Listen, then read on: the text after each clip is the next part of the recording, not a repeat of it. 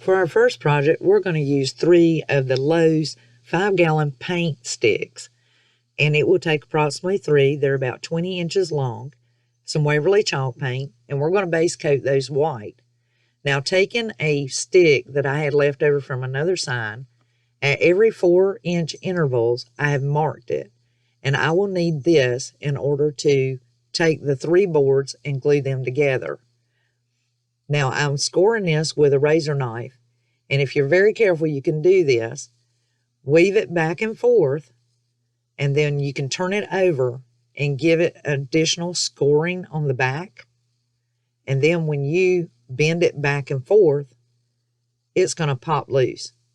Now, you'll need a pair of scissors to clean up the edges. And once we get these cleaned off, we're going to use some Elmer's glue along with our hot glue gun. And we're going to glue those into place. Be mindful that these boards are pretty close together. There's not a great deal of distance in between the two. And therefore, about a nickel distance or nickel's width distance between each board. Now, I decided to use my stencils and stencil pool deck onto this sign. Now, what inspired me to make this sign, guys, is I could not find a sign that was pool deck.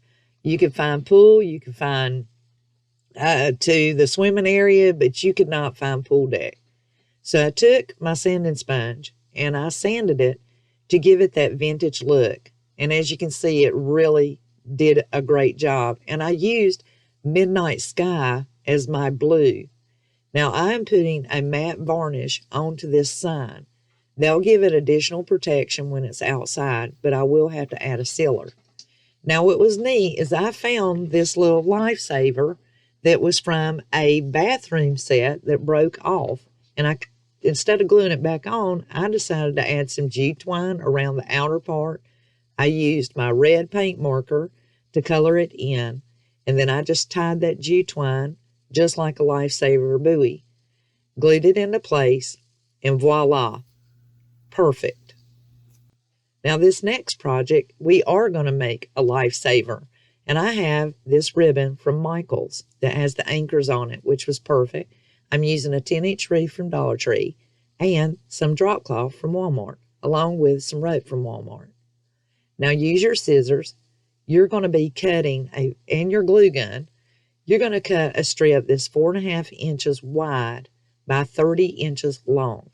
And using your hot glue gun, just work it loosely around that and just keep pulling it until you get it all the way glued, all the way around. Now, what we're going to do is, you see I cut it there, and that just helps with the angle because I didn't start off right to begin with. But I did put a second layer on the back side of this because I misjudged in pulling it. Now, these ragged edges and the strings that come off of this reef can be very easily fixed with some Mod Podge. If you'll take Mod Podge and brush it on there, they'll keep it from rattling. Now, I did that because this is painter's cloth. Now, using the rope, I am basically making a square, making an excess square just like a lifesaver buoy. And what I am doing here is I'm laying it out. Now, have your glue gun ready and your ribbon. Now, as you can see, I started the ribbon in the back because I wanted my anchors to flow a certain way. So what I've done is I went ahead and I glued the ribbon into place, placed the rope inside of that, and then I cut off however much I needed. Now, once I've got that done, I flip it back over and I go ahead and glue so it's coming around the front part correctly and evenly. Now, I place the rope there, and if you'll watch, I glue the rope onto the reef first. I put another layer of glue because I want that ribbon to wrap around that rope as though it were a real lifesaver buoy, which is double stitched to hold the rope. And then I glued that ribbon down. So I wanted it to be a miniature identical look-alike. Now, I took a marker and I marked my 4 corners, per se, on my lifesaver buoy so that it would be easy for me to go ahead and place everything correctly. And it helped me to move a lot swifter in doing this task. This lifesaver buoy was a lot of fun, and oh my gosh, it turned out so cute. And it's encouraged me to make a larger one. So this is a small one. This will go on my deck with my renovations. Now, if you watch closely, I'm going in slow motion to show you how to make a fisherman's knot, or basically a square knot. There is a name for it. If anyone knows it, please put it in the comment box. I cannot remember. But if you watch me closely, I am tying this the same way that they would a cinch knot, I believe is what you call it, or a square cinch knot that you would tie on a ship. And they tie this very tight because it will not slip or give. Now, once I get that into place, just like I want it, I cut off the excess. But before I do, I make sure that it's good and snug, just like I want. Here it is. It turned out really great, guys. I really, really liked it.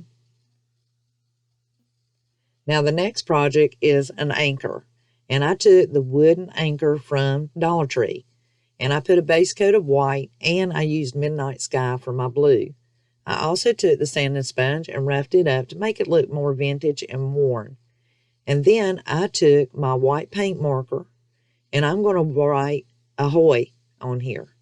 And you'll see me do some little special lettering on this particular anchor, just to give it that little bit of pizzazz. Now, I really like this, and now I'm going to show you how I dry brush painted this anchor to make it look more realistic. And I literally only dipped my brush one time. I keep a little bottle of black ink along with watered down, and that's black ink acrylic paint. And then I just dipped it one time, got my brush really good and wet, and I dry brushed it. Then I followed with some of the matte varnish. And here you can see it finished. Now, I also slowed this down to show you how I tied my rope. I ran it through the back and then across the top before I knotted it, because I want that rope to go around my anchor. So I slowed it down so you guys could see how I'm using the nautical rope from Dollar Tree and tying that knot. Then I bring it around to the back, and then around to the front, and then back to the back again. Now, once I was sure of how much rope I needed and got everything into place, I went ahead and trimmed off the difference. And I used some hot glue to kind of mat down the fibers of that rope. And then once I do, I'll glue it to the back side of the anchor just to secure it. Now, I use some painter's tape to put over top of that glue and that rope, just to make sure if it gets knocked or pulled or yanked, it won't come off. And that's just a little trick that I do. I picked that up from Megan at Glue Guns and Roses, who uses it a lot. And I do some glue insurance right here on the rope just to make sure it stays in place. And it turned out really, really good. And this will hang out on the deck. I hope you guys enjoyed that. I appreciate the thumbs up. Now, just for some little decor, I had some sea glass. Took one of the votives and a votive glass from Dollar Tree and placed it in the bottom. And then I put the sea glass. I had these stickers, and I painted it with a silver paint marker, wrapped some jute twine around that glass cylinder, and tied that little sticker anchor onto the side of it and tied it into a bow. And it just looks great as outdoor decor on my table for my deck. Now, here is everything. And you'll see some better photos here. And I will also let you see what they look like on my deck as part of the renovation. Here's the swimming pool. And here they are. And this is pretty much where they will be once I get everything into place. Remember, this is one video of a series of videos. When you subscribe to my channel, you'll be reminded of the new video every week in this series. Now there's someone special we have to recognize, the host of this challenge. And here are a few words about Heidi.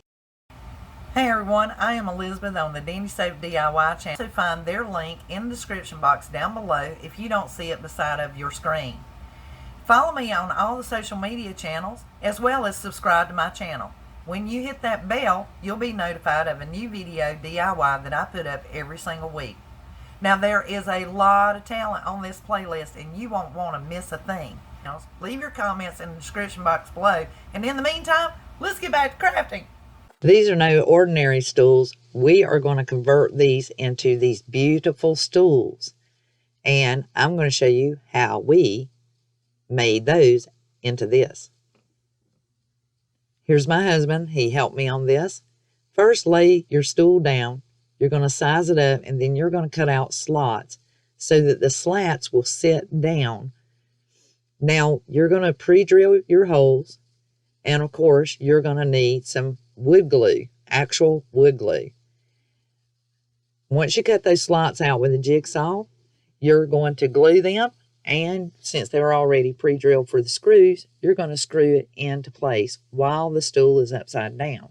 Now, you're not going to buckle it to the metal just yet. But here we go. He's testing it. Give it a thumbs up. Yep, we're ready to go. Now, these are the colors I used from Rust-Oleum. We have midnight blue, evening blue, and slate blue. You will need your sanding sponge. And here is how I did it. On the outer layer, I used the midnight blue.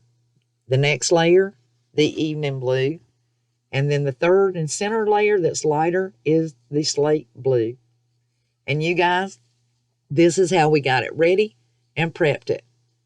And we are ready to start painting on the top. Taking an image I printed off of Google of a blue crab, I took a black magic marker, traced it out, and then I also followed that same print to get my details. Now, I found an actual sign on Pinterest, and I loved the font. It was for a blue crab restaurant. So I worked on that, writing those fonts until I got them just right with a chalk marker. And then I began using my paint markers to fill in my detail and hand paint my crab onto my seat. And I just worked at it and just kept working at it until I got it just like I wanted it. I went back to the lettering and I loved it like this. And I made the mistake of messing with it. This is when you should just quit. When you like something, just let it be. But I did go ahead and varnish it, and all in all, my husband liked it. It was vintage. Now, this was the anchor. This goes on the second stool. Once again, using my black magic marker and a printout I took off of Pinterest, and I just screenshot it and printed on my inkjet printer. And then I started filling in the detail, actually, with a black magic marker. And I just worked on it and watched the photo and shaded it. And then I go in with actual paint markers to do the waves and to accentuate the anchor. I also used Sharpie markers, magic markers, to do the color, as you will see later. Now here I did my GPS longitude, latitude on Google. And then I took this farmer's market stencil I had gotten from Walmart several years back, but they're still selling it.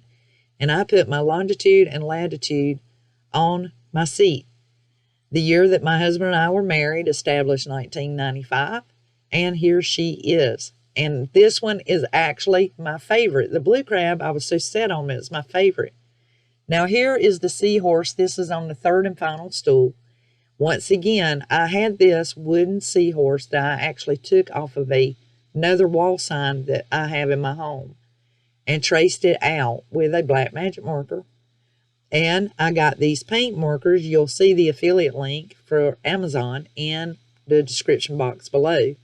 These are smaller and they're more detailed, and you can really do some fine painting, get some serious detail in there. And they have metallics in this pack, which is what was my favorite.